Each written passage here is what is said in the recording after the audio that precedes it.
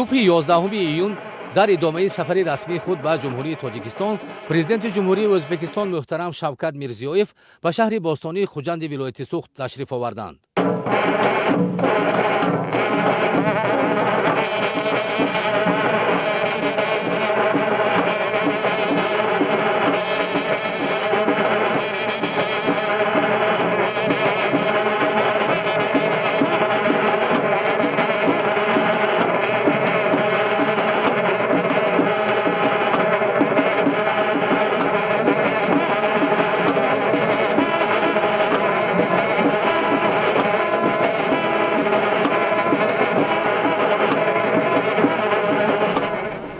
مهمان عالی قدر را اساسگزار صلح و وحدت ملی پیشوای ملت پرزیدنت جمهوری تاجیکستان محترم امامعلی رحمان رهبریت و نمایندگان اهل جامعه ولایت سوخت با روایی عنعنه سنت‌های خاص همسایگی، دوستی و رفاقت و مهر و محبت گرم و صمیمی استقبال گرفتند.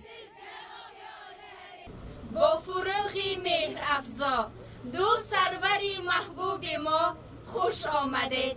بر خوجند باستانی دلربا خوش آمدید. همنوای با نوایی، جامی و همرودکی، پیشوا و رهبر و مشکل کشا خوش آمدید. خلق گوید سیزگه جان برسم فدا سازم باشیم. خوش کلفسیز همچو خورشید سما خوش آمدید. از دوشنبه راه دلها باز شد تا تاشکند. تاجیک و ازبک بگون سیزدن ریزا خوش آمدید. تاجیکستان، ازبکستان دوستی پاینده باد. این سخن از صدق دل گویم ما خوش آمدید. مرحبا، خوش آمدید مهمانان عالی قدر. عزیز مهمانlar, جنت مکان yurtimiz Tojikistonga xush kelibsiz.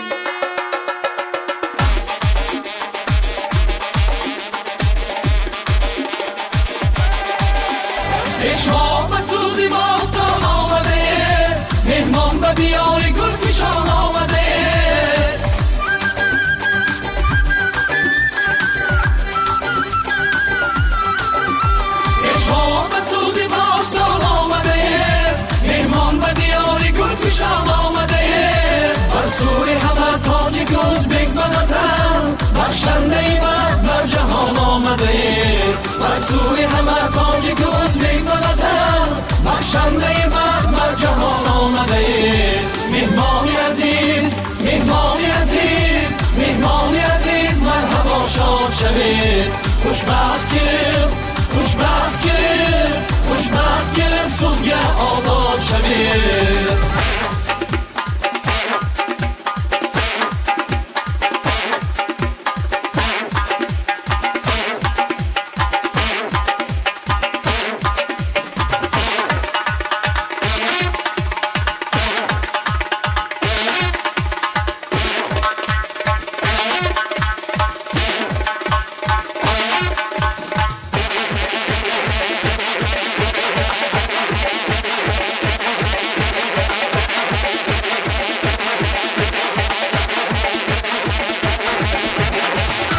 دوستlar jahonda ma با شما جهانیم sizlar bilan xushdirmiz sizning ila javonim ma o'zbekon yakastim va din u oyini ham jon do'st uchun fidomiz ma jon fishon bimonim jon do'st uchun fidomiz ma jon fishon bimonim.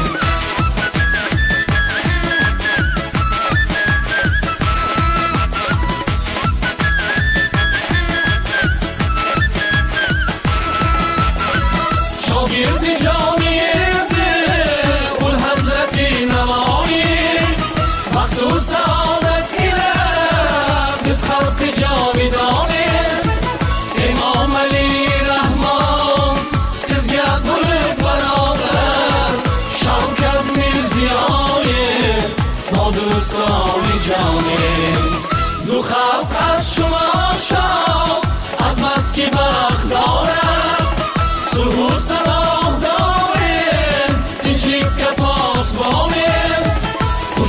خوشی و سعادت چون توفه شما گشت ما سربلندی دنیا ما فخر این جهانیم ما دوستان جانیم ما جان فشان بمانیم ما جان فشان بمانیم